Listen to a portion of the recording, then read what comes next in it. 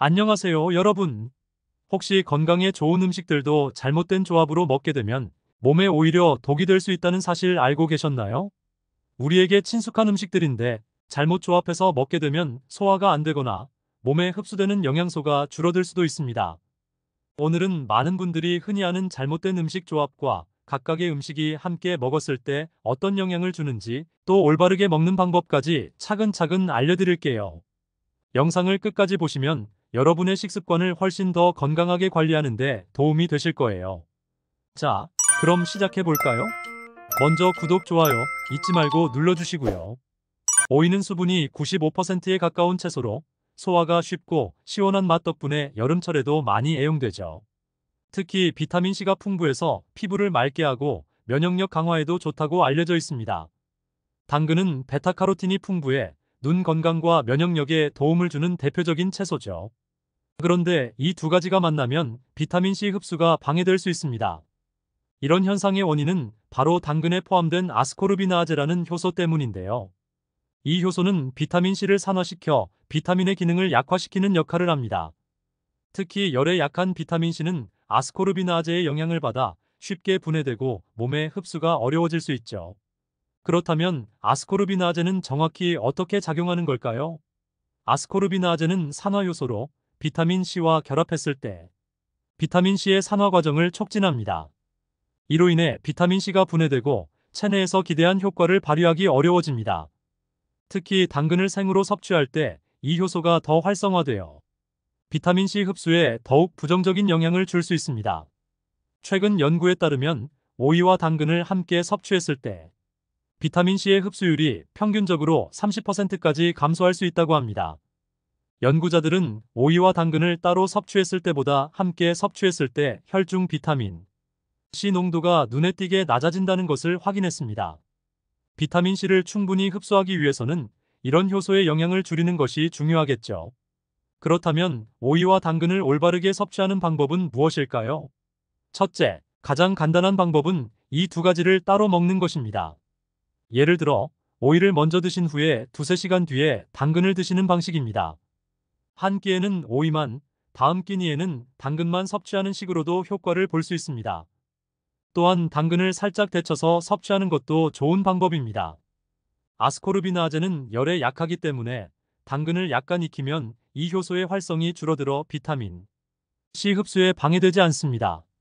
이런 방법을 통해 두 채소의 영양을 모두 섭취할 수 있죠. 비타민 C가 많이 들어있는 다른 식재료도 있습니다. 딸기, 파프리카, 브로콜리 등이 있는데요. 당근과 함께 섭취하면 비타민C 흡수가 방해될 수 있으니 따로 먹는 것이 좋습니다. 일상 속에서 샐러드를 준비할 때 오이와 당근을 주재료로 쓸 경우 비타민C 흡수율을 높이려면 당근을 살짝 익히거나 두 재료를 따로 담아 먹는 것이 좋습니다. 이러한 작은 차이가 비타민C 흡수에 큰 차이를 만들 수 있다는 점 기억해 주세요. 비타민C는 우리 몸에 꼭 필요한 영양소입니다. 강력한 항산화제로 활성산소를 제거해주고 면역력 강화에 도움을 주며 피부 건강을 지켜주는 중요한 역할을 합니다. 나이가 들수록 비타민C가 부족하면 쉽게 피로해지고 면역력이 떨어지기 때문에 더욱 중요한 영양소입니다. 비타민C를 제대로 섭취하기 위해서는 단순히 많이 먹는 것뿐만 아니라 효과적으로 흡수할 수 있도록 음식 조합에도 신경 써야 합니다. 오이와 당근의 비타민C 흡수 방해 문제는 우리가 흔히 놓치는 부분일 수 있지만 작은 습관 하나로 비타민C의 흡수율을 높일 수 있습니다. 앞으로 오이와 당근은 따로 드시거나 당근을 익혀 드시는 것을 추천드립니다. 고구마와 소고기는 모두 건강에 유익한 식재료로 널리 알려져 있습니다. 하지만 둘을 함께 섭취할 경우 소화 과정에서 부담을 줄 수 있어 적절한 조합에 주의가 필요합니다. 고구마와 소고기의 장점과 단점을 함께 살펴보면 둘의 조합이 왜 문제가 될 수 있는지 그리고 어떻게 섭취하면 좋을지 좀 더 자세히 이해할 수 있습니다. 먼저 고구마의 영양 성분과 건강상의 이점에 대해 알아보겠습니다. 고구마는 풍부한 섬유질과 다양한 비타민을 함유한 식품으로 특히 비타민 어와 C가 많습니다.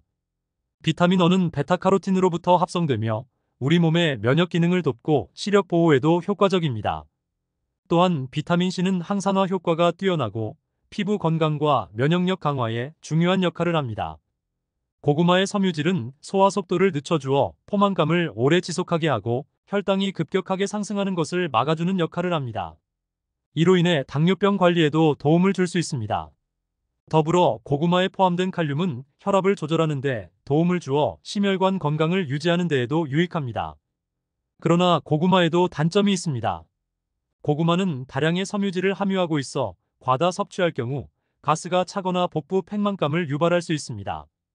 또한 고구마에는 옥살산이라는 성분이 포함되어 있는데 과도하게 섭취할 경우 신장 결석의 위험이 증가할 수 있습니다. 옥살산은 몸에서 칼슘과 결합해 옥살산염을 형성하며 이 결석이 신장에서 발생할 수 있어 주의가 필요합니다.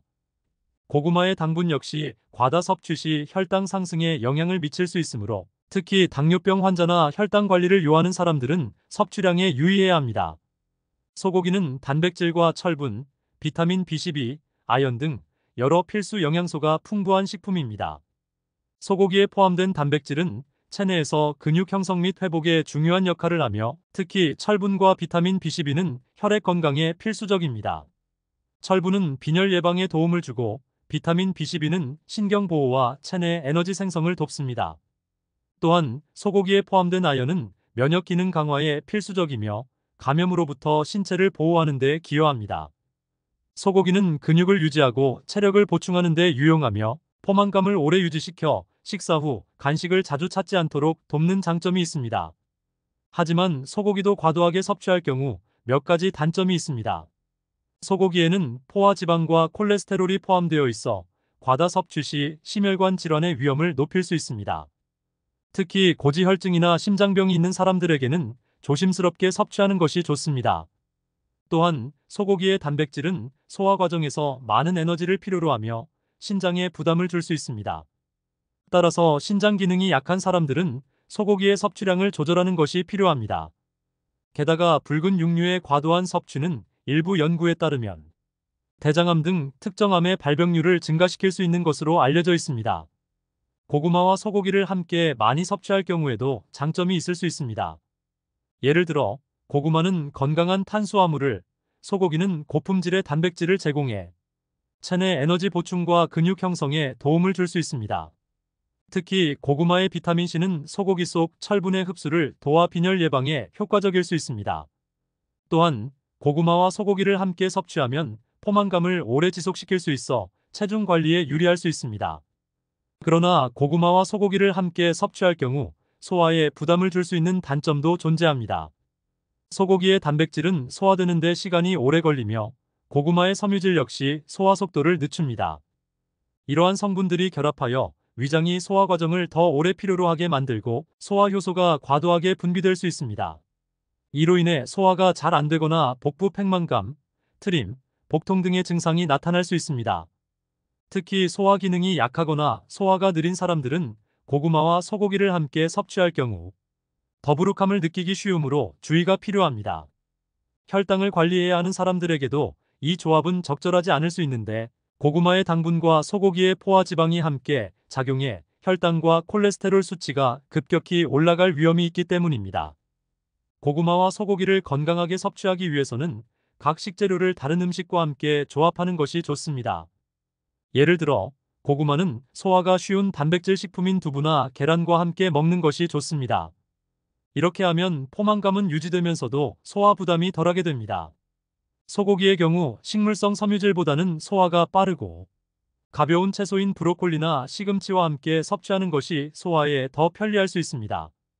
우유와 산성 과일, 특히 오렌지나 귤과 같은 과일을 함께 섭취할 경우 위산 분비가 증가하고 소화 과정에서 부담을 느낄 수 있습니다. 각 식재료가 지닌 장점과 단점, 그리고 이 둘의 조합이 주는 영향을 더 깊이 이해하면 왜 이러한 소화 문제가 발생하는지 알 수 있습니다. 우유는 칼슘, 단백질, 비타민 D 등 영양소가 풍부한 건강식품으로 특히 성장기 어린이나 뼈 건강을 유지해야 하는 사람들에게 매우 유익합니다. 우유의 칼슘은 뼈와 치아 건강을 유지하는 데 필수적이며 비타민 D와 함께 섭취할 때 그 흡수율이 더욱 높아집니다. 단백질 또한 풍부해 근육 형성에 도움을 주고 체내 에너지를 공급하는 데 중요한 역할을 합니다. 우유는 부드러운 식감 덕분에 속을 편안하게 해주고 특히 소화가 쉬운 탄수화물을 포함해 아침 식사나 간식으로 적합합니다. 그러나 우유에도 단점이 있습니다. 우유에 포함된 유당은 일부 사람들에게 소화 불량을 일으킬 수 있으며 이는 흔히 유당 불내증으로 불립니다. 유당 불내증이 있는 사람들은 우유를 섭취할 때 복통, 설사, 가스 차는 증상 등을 경험할 수 있습니다. 또한 우유는 고지방 식품이므로 과다 섭취 시 체중 증가나 콜레스테롤 상승의 원인이 될 수 있습니다. 게다가 우유는 산성 환경에서 응고되는 특성이 있어 산성과 결합했을 때 위장에 큰 부담을 줄 수 있습니다. 산성 과일인 오렌지와 귤 역시 건강에 좋은 과일로 알려져 있습니다. 오렌지와 귤은 비타민C가 풍부하여 면역력 강화에 도움을 주고 항산화 효과를 통해 노화를 방지하고 피부 건강을 유지하는 데 유익합니다. 또한 식이섬유가 포함되어 있어 소화 과정을 돕고 배변 활동을 원활하게 합니다. 특히 낮은 칼로리와 풍부한 수분 함량으로 체중 관리에도 좋은 과일입니다. 하지만 산성 과일에도 주의할 점이 있습니다. 오렌지와 귤 같은 산성 과일은 위산 분비를 촉진하여 속쓰림을 유발할 수 있으며 과다 섭취 시에는 치아 에나멜을 약화시켜 충치가 발생할 위험이 있습니다. 또한 산성 과일은 공복에 섭취할 경우 위산 과다로 인해 위점막이 자극될 수 있어 위가 민감한 사람들에게 불편함을 줄 수 있습니다. 우유와 산성 과일을 함께 먹을 경우에는 이 두 식품의 특성이 충돌하여 소화에 어려움을 줄 수 있습니다. 우유의 단백질과 지방이 산성 환경에서 응고되는 특성이 있어 산성 과일과 함께 섭취할 때 위장에서 고체 덩어리로 응고될 가능성이 큽니다. 이러한 덩어리는 소화가 오래 걸리며 소화 효소가 제대로 작용하지 못하게 만들어 소화 불량과 복부 팽만감을 유발할 수 있습니다. 특히 산성 과일은 위산 분비를 촉진하므로 우유와 함께 섭취할 때 위장이 더 많은 산을 분비하게 되어 속쓰림이나 역류성 식도염 증상을 악화시킬 수도 있습니다. 따라서 우유와 산성 과일을 함께 섭취하기보다는 별도로 섭취하는 것이 좋습니다. 산성 과일은 공복에 섭취하는 것보다 식후 한두 시간 뒤에 섭취하는 것이 위를 보호할 수 있으며 우유는 단백질이 가벼운 곡물류와 함께 섭취하면 속을 편안하게 유지할 수 있습니다. 감자와 바나나는 칼륨이 풍부한 대표적인 식품으로 이 둘을 함께 섭취하면 칼륨 섭취량이 증가하여 혈압 관리에 유익한 효과를 기대할 수 있습니다. 그러나 과도하게 섭취할 경우 체내 칼륨 농도가 높아져 건강에 문제가 생길 수 있습니다. 감자와 바나나 각각의 영양적 장점과 단점, 과도한 섭취의 위험성을 자세히 살펴보면 이 조합이 어떤 영향을 미치는지 이해할 수 있습니다. 감자는 다량의 비타민C와 섬유질, 칼륨을 포함한 알칼리성 식품으로 특히 체내 나트륨 배출을 촉진하여 혈압 조절에 도움을 줍니다. 또한 감자는 포만감을 오래 유지해 다이어트에도 유익하며 에너지원으로도 훌륭한 탄수화물입니다. 감자에 포함된 비타민 B유과 철분은 면역력을 높이는 데 기여하고 혈액 건강을 유지하는 데도 도움을 줍니다. 이러한 감자의 장점 덕분에 많은 사람들이 건강을 위해 즐겨 찾는 식품입니다. 하지만 감자에도 단점이 있습니다. 감자는 고칼륨 식품으로 특히 신장이 약한 사람에게는 조심해야 합니다. 신장이 제 기능을 하지 못할 경우 과도한 칼륨이 체외로 배출되지 못해 고칼륨 혈증을 일으킬 수 있습니다. 또한 감자는 조리법에 따라 다량의 지방을 포함할 수 있는데 특히 튀긴 감자는 칼로리와 지방 함량이 높아져 건강에 해로울 수 있습니다. 이러한 조리법은 감자의 이점을 줄일 수 있기 때문에 감자를 건강하게 섭취하려면 찌거나 구워서 먹는 것이 좋습니다. 바나나는 체내 전해질 균형을 유지해주고 풍부한 비타민 B유과 마그네슘 덕분에 심장 건강과 뇌 기능에도 유익한 과일입니다. 특히 바나나는 운동 후 피로 회복에 도움을 주며 소화가 잘 되는 탄수화물로 에너지를 빠르게 보충해줍니다. 바나나는 또한 섬유질이 많아 변비를 예방하고 소화 건강에 도움을 줄 수 있습니다. 그러나 바나나도 과다 섭취 시 주의가 필요합니다. 바나나에 포함된 당분이 높아 다량 섭취할 경우 혈당이 급격히 상승할 수 있으며 체중 증가의 원인이 될 수도 있습니다. 바나나는 또한 높은 칼륨 함량으로 인해 신장이 약한 사람이나 칼륨 조절이 필요한 사람들에게 부담을 줄 수 있습니다. 과도한 칼륨 섭취는 심장 박동 이상을 일으킬 수 있고 고칼륨 혈증이 심해지면 생명에도 위협이 될 수 있으므로 주의가 필요합니다. 감자와 바나나를 함께 섭취할 경우 칼륨 섭취량이 급격히 증가하게 되는데 이로 인해 칼륨 과다가 발생할 수 있습니다. 일반적인 경우 칼륨은 나트륨 배출을 돕고 혈압을 안정시키는 유익한 역할을 하지만 칼륨이 과도하게 쌓이면 신장이 이를 배출하기 어려워져 고칼륨혈증이 발생할 위험이 커집니다. 고칼륨혈증은 심장 박동이 불규칙해지는 증상부터 시작해 심각한 경우 심장마비로 이어질 수 있습니다. 따라서 감자와 바나나는 각각 건강에 유익한 식품이지만 같은 식사에서 지나치게 섭취하지 않는 것이 중요합니다. 감자는 단백질이 풍부한 식품과 함께 섭취하거나 소량의 채소와 곁들여 먹는 것이 좋으며 바나나는 운동 후 에너지 보충용으로 단독 섭취하는 것이 이상적입니다. 칼륨의 역할과 필요량 칼륨은 세포 내외의 삼투압을 조절하고 혈압을 낮추는데 필수적인 미네랄입니다. 그러나 칼륨 섭취가 과도할 경우 특히 신장 기능이 약한 사람에게는 부작용이 발생할 수 있습니다. 심장이 불규칙하게 뛰거나 피로감을 느끼는 경우가 많습니다.